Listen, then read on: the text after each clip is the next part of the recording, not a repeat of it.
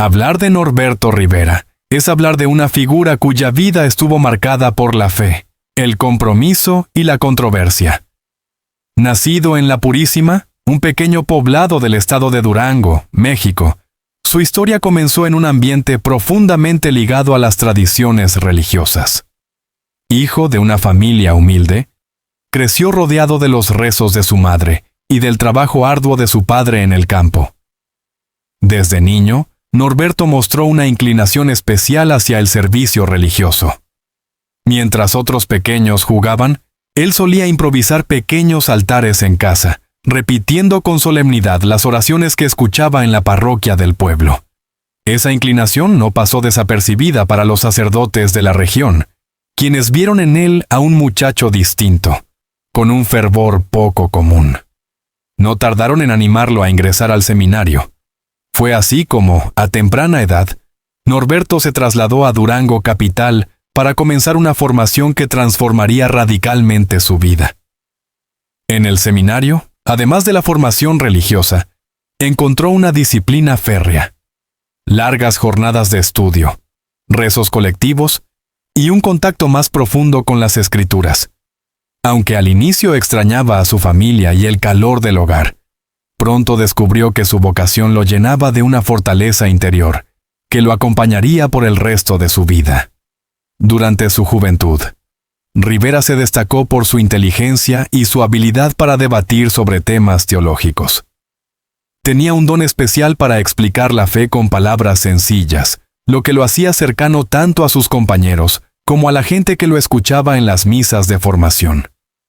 Quienes lo conocieron en esa etapa recuerdan a un joven disciplinado, serio y al mismo tiempo capaz de irradiar carisma.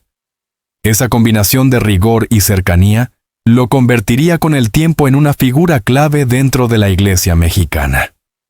Al concluir sus estudios básicos en el seminario, viajó a Roma para profundizar en teología, un viaje que marcaría un antes y un después. La capital italiana lo deslumbró.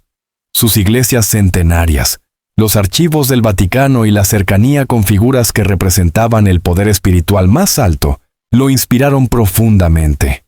En Roma, aprendió no solo la liturgia, sino también el valor de la diplomacia y la importancia de la prudencia política dentro de la jerarquía eclesiástica.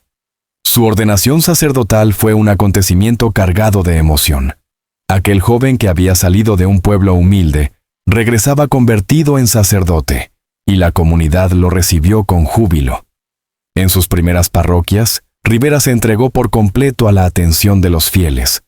Visitaba enfermos, acompañaba a familias en duelo y promovía actividades comunitarias que fortalecían el tejido social. Para muchos, se convirtió en un referente espiritual cercano, alguien que no solo predicaba desde el altar, sino que también compartía el pan y el esfuerzo cotidiano con su gente. El ascenso de Rivera dentro de la iglesia fue rápido. Su capacidad de organización, su oratoria y su fidelidad a la doctrina lo llevaron a ocupar cargos de mayor responsabilidad. Fue obispo de Tehuacán y con el paso del tiempo, su nombre comenzó a sonar como posible sucesor en cargos más relevantes. No tardó en llegar la designación más trascendente de su vida. En 1995, el Papa Juan Pablo II lo nombró arzobispo primado de México, el cargo eclesiástico más alto en el país. Este nombramiento marcó el inicio de una etapa de gran influencia para Rivera. Desde la Catedral Metropolitana de la Ciudad de México, se convirtió en una de las voces más influyentes en temas sociales y políticos. Sus palabras no solo eran escuchadas por los fieles, sino también por gobernantes, empresarios y líderes de opinión. El arzobispo supo construir una figura pública que combinaba tradición y autoridad, pero que también estaba rodeada de polémicas, muchas de las cuales lo perseguirían hasta sus últimos días. Nos permite comprender los cimientos de la vida de Norberto Rivera, un niño de raíces humildes que, impulsado por la fe y la disciplina, escaló hasta lo más alto de la jerarquía católica en México. Su historia, sin embargo, no se limita a la espiritualidad.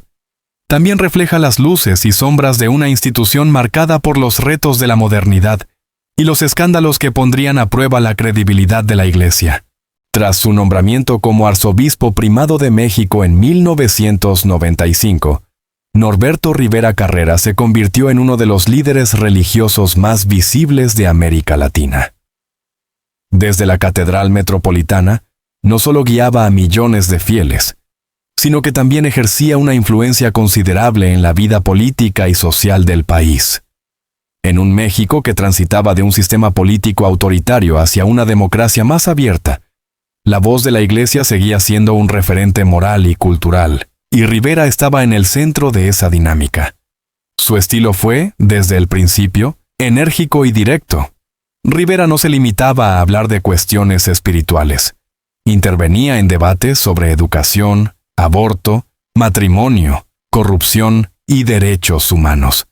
Para algunos, representaba la firmeza de la tradición católica frente a los cambios sociales. Para otros, en cambio, era símbolo de una iglesia que se resistía a modernizarse y que, en ocasiones, parecía más cercana al poder político que a las necesidades de los fieles de a pie. Durante los años 90 y los primeros 2000, Rivera se convirtió en uno de los rostros más reconocibles de la jerarquía católica en México. Era frecuente verlo en actos oficiales, misas multitudinarias y entrevistas con medios de comunicación. Sus homilías solían ocupar titulares, pues abordaba de frente temas delicados que dividían a la opinión pública. Al mismo tiempo, Rivera cultivaba relaciones cercanas con sectores políticos y empresariales. Para algunos analistas, esto le permitió reforzar la presencia de la Iglesia en un país donde el laicismo, aunque establecido desde el siglo XIX, convivía con una sociedad profundamente católica. La figura del arzobispo primado era clave en ese equilibrio entre lo religioso y lo político. Sin embargo, el peso de su cargo también trajo consigo momentos de gran controversia. Rivera fue señalado en múltiples ocasiones por su postura conservadora ante temas como la diversidad sexual, la interrupción legal del embarazo y las reformas sociales que buscaban ampliar derechos civiles. Sus declaraciones solían generar reacciones encontradas. Para unos, era un defensor de los valores tradicionales, para otros, un obstáculo al progreso y la inclusión. Además, su nombre apareció vinculado, al menos en la opinión pública, a los escándalos de pederastia que golpearon a la Iglesia Católica en México y el mundo. Aunque él negó siempre haber encubierto a sacerdotes acusados, organizaciones civiles y víctimas lo acusaron de omisiones y de haber protegido a figuras señaladas. Estas acusaciones marcaron una parte importante de su gestión, y aún después de su retiro, siguieron pesando sobre su legado.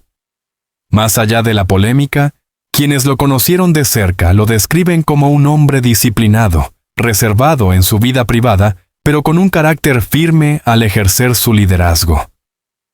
Rivera supo mantener un equilibrio entre el sacerdote de vocación pastoral y el jerarca consciente de la dimensión política de su cargo. En la catedral, lo mismo podía hablar con humildes fieles que acudían a pedir una bendición que con diplomáticos extranjeros que buscaban su opinión sobre la situación del país. Esa dualidad lo convirtió en una figura difícil de encasillar, carismático para muchos, autoritario para otros, pero siempre protagonista de la vida religiosa y social de México. En 1998, 3 años después de asumir como arzobispo, el Papa Juan Pablo II lo elevó a la dignidad de cardenal. Este título no solo reforzó su autoridad dentro del país, sino que lo colocó en el mapa internacional de la Iglesia. Como cardenal, participó en el cónclave de 2005 que eligió a Benedicto XVI, y en el de 2013, que llevó al papado al argentino Jorge Mario Bergoglio, hoy Papa Francisco. Ese rango le dio aún más visibilidad, y lo situó en un lugar privilegiado dentro de la jerarquía vaticana. Sus viajes a Roma se hicieron frecuentes, y su opinión era escuchada en los debates globales sobre el futuro de la Iglesia. Sin embargo, también aumentaron las críticas. Mientras algunos lo veían como un representante digno de México ante el Vaticano, otros lo acusaban de haberse distanciado de la realidad social del país. Con el paso de los años, Rivera fue mostrando señales de desgaste. Los escándalos internos de la Iglesia, las tensiones con sectores de la sociedad civil y los propios cambios dentro del Vaticano lo fueron dejando en una posición incómoda. Aunque siguió defendiendo con firmeza sus posturas, ya no tenía la misma fuerza de sus primeros años. En 2017, al cumplir 75 años, presentó su renuncia al Papa Francisco, como lo establece el derecho canónico. Su retiro se concretó en 2018, cuando fue sucedido por el cardenal Carlos Aguiar Retes. A partir de entonces, Rivera se retiró de la vida pública y se refugió en la discreción, aunque siempre siguió siendo una figura comentada y recordada por la prensa y por los fieles. La renuncia de Norberto Rivera a su cargo como arzobispo primado de México en 2018 marcó el inicio de una etapa nueva y contrastante en su vida. Durante más de 2 décadas, había sido el rostro más visible de la Iglesia mexicana, un hombre acostumbrado a los reflectores, a las entrevistas y a las polémicas. Pero al entregar la arquidiócesis a su sucesor, Carlos Aguiar Retes, Rivera se vio obligado a abandonar el escenario central y adentrarse en una vida de discreción y silencio. Para alguien que había ejercido un poder enorme, esa transición no fue sencilla. Al retirarse, Rivera se trasladó a vivir en una residencia privada, pues la normativa eclesiástica le exigía abandonar la casa arzobispal. No fueron pocas las voces que señalaron que su retiro estuvo marcado por cierta frialdad en la relación con el Vaticano. Aunque oficialmente se habló de un relevo normal, hubo quienes interpretaron que el Papa Francisco quería abrir una nueva etapa en la Iglesia mexicana, menos marcada por el estilo combativo y político de Rivera. Esa situación alimentó la sensación de que el cardenal había sido apartado de manera brusca. Algunos fieles seguían buscándolo para pedir consejo espiritual, pero en términos institucionales ya no tenía el protagonismo de antes. Pasó de ser una figura clave en las decisiones de la Iglesia a un obispo emérito con un papel marginal. Incluso después de su retiro, los señalamientos por presuntos encubrimientos en casos de abusos sexuales seguían persiguiéndolo. Organizaciones de víctimas y críticos de la Iglesia insistían en que Rivera no había actuado con la contundencia necesaria para castigar a sacerdotes acusados. Aunque él negó reiteradamente esas versiones, el tema nunca desapareció del todo. En varias entrevistas concedidas tras su renuncia, Rivera defendió su trayectoria, asegurando que siempre había actuado conforme a la verdad y al derecho canónico. Sin embargo, en la opinión pública permanecía la duda, y muchos medios retomaban su nombre cada vez que se publicaba un nuevo informe sobre abusos en la Iglesia mexicana. Esa carga emocional y mediática fue, sin duda, uno de los aspectos más difíciles de sus últimos años. En 2021, en medio de la pandemia de COVID-19, el cardenal Rivera fue hospitalizado de urgencia tras dar positivo al virus. Su estado de salud se tornó delicado, y la noticia generó conmoción en la comunidad católica. Durante semanas, se informó que permanecía bajo cuidados intensivos, y aunque logró salir adelante, su salud quedó visiblemente afectada. La enfermedad lo debilitó física y emocionalmente. Se trataba de un hombre de más de 75 años, con un historial de desgaste por su intensa vida pública. La recuperación fue lenta y, según allegados, a partir de entonces vivió con mayor fragilidad. Aunque retomó algunas apariciones esporádicas, nunca volvió a mostrarse con la vitalidad que lo había caracterizado en el pasado. En sus últimos años, Rivera vivió prácticamente aislado. Las nuevas dinámicas de la Iglesia mexicana ya no giraban en torno a su figura. Aunque seguía siendo cardenal y tenía el respeto de muchos, las cámaras lo buscaban con menos frecuencia. Pasó de ocupar titulares en la prensa nacional a aparecer solo en notas conmemorativas o en reportajes sobre su legado. Ese aislamiento le permitió, según algunos de sus allegados, una etapa de introspección. Se dedicaba a la oración, a la lectura y a recibir a contados visitantes. También mantenía contacto con un círculo reducido de familiares y amigos. Para quienes lo visitaban, seguía siendo un hombre firme en sus convicciones, aunque marcado por una mezcla de orgullo por lo vivido y dolor por las críticas recibidas. En septiembre de 2025, los rumores sobre el deterioro de su salud comenzaron a circular con más fuerza. Se decía que Rivera, ya con 83 años, enfrentaba complicaciones derivadas de la enfermedad respiratoria que lo había aquejado años antes, además de problemas cardíacos propios de la edad. La noticia de su fallecimiento no sorprendió del todo, pero sí provocó un impacto profundo en la opinión pública. Su muerte cerró un ciclo de luces y sombras, de poder y soledad, de reconocimiento y controversia. Rivera partía dejando tras de sí un legado que dividía. Para algunos, un pastor fiel que dedicó su vida a la iglesia. Para otros, un jerarca que no supo enfrentar con firmeza los desafíos éticos de su tiempo. La noticia de la muerte de Norberto Rivera a los 83 años se difundió rápidamente en los medios nacionales e internacionales.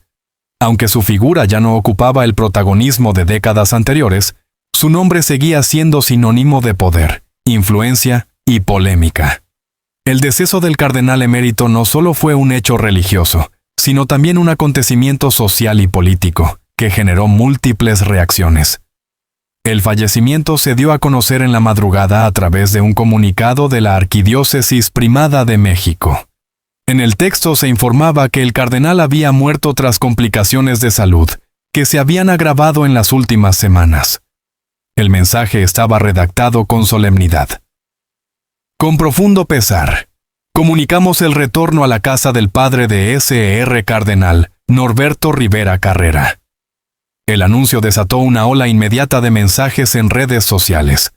Políticos, empresarios, periodistas, fieles y detractores expresaron sus opiniones.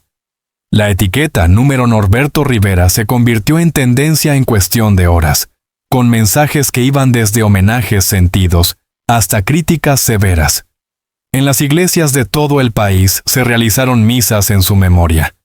La Catedral Metropolitana, donde tantas veces ofició ceremonias solemnes, se convirtió en el epicentro del duelo. Miles de personas acudieron a despedirlo, algunas con lágrimas y oraciones, otras con pancartas que exigían verdad y justicia respecto a los escándalos que lo rodearon. El cardenal Carlos Aguiar Retes, su sucesor, ofició la misa principal en su honor. En su homilía destacó la entrega de Rivera a la Iglesia y pidió recordar su vocación pastoral más allá de las diferencias. El Vaticano también envió un mensaje de condolencias firmado por el Papa Francisco, quien recordó a Rivera como un servidor fiel de la Iglesia en México, cuya vida estuvo dedicada a guiar al pueblo de Dios. La clase política mexicana no fue indiferente. El presidente de la República expresó públicamente sus condolencias, reconociendo la influencia de Rivera como líder espiritual de millones de mexicanos. Gobernadores, senadores y figuras de distintos partidos también emitieron mensajes, algunos con un tono respetuoso, otros subrayando las polémicas de su gestión. Organizaciones civiles y colectivos de víctimas aprovecharon el momento para recordar las deudas pendientes de la Iglesia. Con su muerte se va un hombre poderoso, pero no desaparecen las heridas que dejaron sus silencios. Expresaron representantes de asociaciones que luchan contra los abusos dentro del clero. Estas declaraciones reflejaron que la memoria de Rivera seguiría siendo un campo de batalla entre admiradores y críticos. Medios internacionales como The New York Times, El País y La República publicaron obituarios que repasaban su trayectoria. En ellos se destacaba su papel como uno de los cardenales más influyentes de América Latina y su participación en los cónclaves papales, pero también se mencionaban las acusaciones que mancharon parte de su legado. En países con fuerte presencia católica, como España, Italia y Argentina, su muerte fue noticia en programas de análisis religioso. Para algunos expertos, Rivera representaba la vieja guardia de la Iglesia, firme, conservadora y cercana al poder político. Su fallecimiento era, en cierto modo, un símbolo del cambio de era que impulsa el Papa Francisco con una iglesia más abierta al diálogo social. En las calles, la reacción de los fieles comunes fue variada. Algunos acudieron con veladoras y flores a las iglesias para orar por su alma. Personas mayores recordaban las misas multitudinarias que Rivera celebró en la Basílica de Guadalupe o en la Catedral, y aseguraban que había sido un guía espiritual que los acompañó en momentos clave de sus vidas. Otros, en cambio, expresaron que no podían olvidar su aparente indiferencia frente a los casos de abuso. Para estos grupos, la muerte del cardenal cerraba un capítulo doloroso, pero no resolvía la necesidad de justicia. Ese contraste en las emociones evidenciaba la complejidad del legado de Rivera. El funeral se convirtió en un evento de Estado no oficial. Aunque no tuvo la categoría protocolaria de un acto gubernamental, la magnitud del suceso convocó a personalidades de todos los ámbitos. La Catedral Metropolitana estuvo abarrotada, y en las primeras filas se reunieron expresidentes, líderes religiosos de otras denominaciones y representantes diplomáticos. El ataúd fue colocado frente al altar mayor, cubierto con la bandera vaticana y una cruz sencilla. El silencio de la ceremonia solo se rompía con los cantos litúrgicos y las plegarias de los asistentes.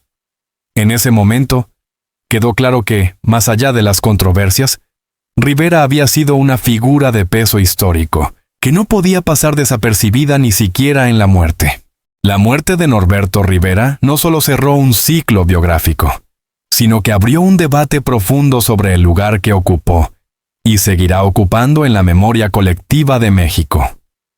Su figura, compleja y llena de contrastes, invita a reflexionar sobre el papel de la Iglesia en la sociedad contemporánea, las tensiones entre tradición y modernidad, y la eterna discusión sobre la responsabilidad de los líderes religiosos en tiempos de crisis moral. Para millones de fieles, Rivera será recordado como un hombre de fe que dedicó su vida a guiar espiritualmente a los mexicanos. Su oratoria, su disciplina y su presencia en celebraciones multitudinarias marcaron a varias generaciones.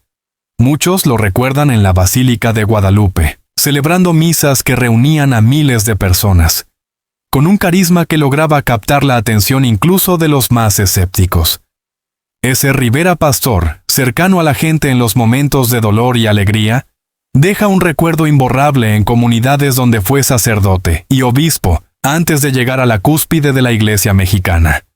La sencillez con la que visitaba enfermos y escuchaba a familias en crisis es una faceta menos conocida, pero igual de significativa en su trayectoria. Sin embargo, sería imposible comprender su legado sin hablar del Rivera político. Desde el púlpito, su voz influyó en debates nacionales: la educación, el matrimonio, el aborto, la corrupción. A menudo era visto como un actor político en sotana, capaz de incomodar a presidentes y al mismo tiempo tejer alianzas con el poder. Su habilidad para moverse entre la fe y la política lo convirtió en una figura influyente, pero también en un blanco constante de críticas. Esa faceta política lo llevó a ser acusado de conservadurismo extremo y de bloquear reformas que ampliaban derechos civiles. Su firme oposición a la interrupción legal del embarazo y al matrimonio igualitario son recordadas como posturas que lo distanciaron de amplios sectores de la sociedad. Quizás la parte más dolorosa de su legado está vinculada a los casos de abusos sexuales dentro de la Iglesia.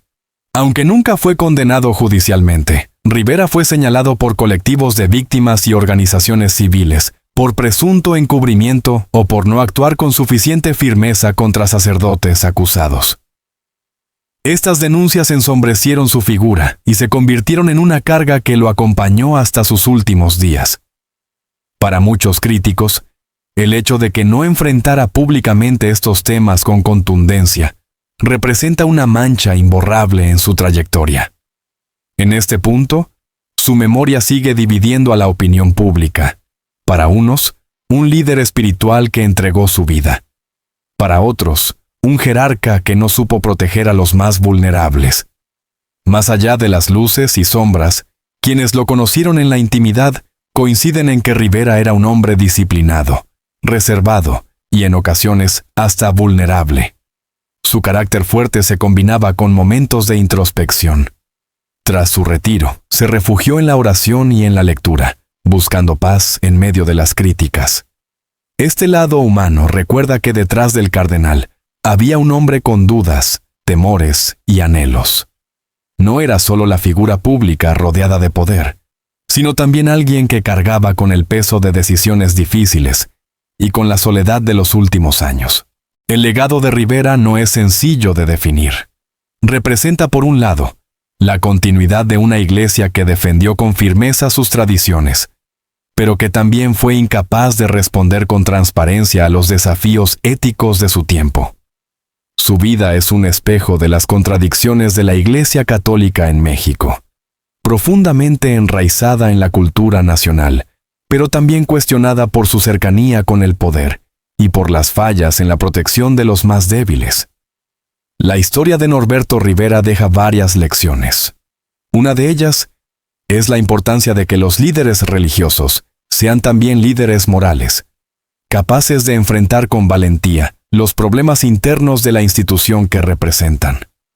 Otra es que el poder, incluso cuando se ejerce en nombre de la fe, siempre genera responsabilidades y exige transparencia. Finalmente, su vida recuerda que la fe y la política nunca han estado del todo separadas en México. Rivera encarnó esa dualidad, un pastor que predicaba desde el altar, pero también un actor que influía en las decisiones nacionales.